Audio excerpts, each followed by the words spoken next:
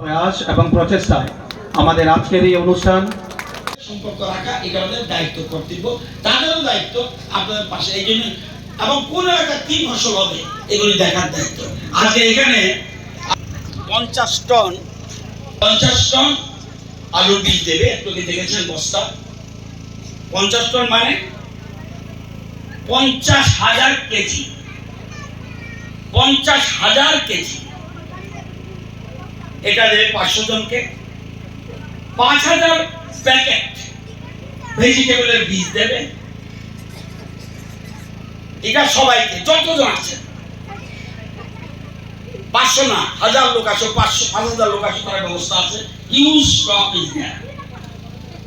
1,100 জন লোককে মেশিনারি দেবে, হটি আইটেমের জন্য মেশিনারি দেবে। এরপরে 35 জনের কৃষকদের আলু বীজ, বিশেষ করে এআরসি নতুন ধরনের, আমরা জানি এপিক্যাল রুটেড কাটিং, হেক্টর আমরা করলাম। আমাদের আগে হতো 18 টন, এখন হয় এই যে নতুন বীজ আলু 1 টন, 25 টন, 30 টন পর্যন্ত। এবং এই জন্য এটা জনপ্রিয় নতুন পদ্ধতিতে। এবং এই জন্যই ওই যে 35 জন কৃষক এখানে থাকবে, তাদেরকে এই বিষয়ে ট্রেনিং দেবে আমাদের এক্সপার্টরা এখানে এসছে। তো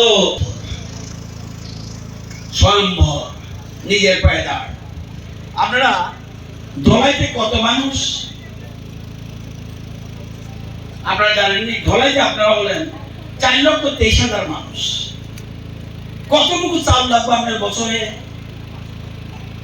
আপনার চাল লাগবে 96,000 মেট্রিক টন।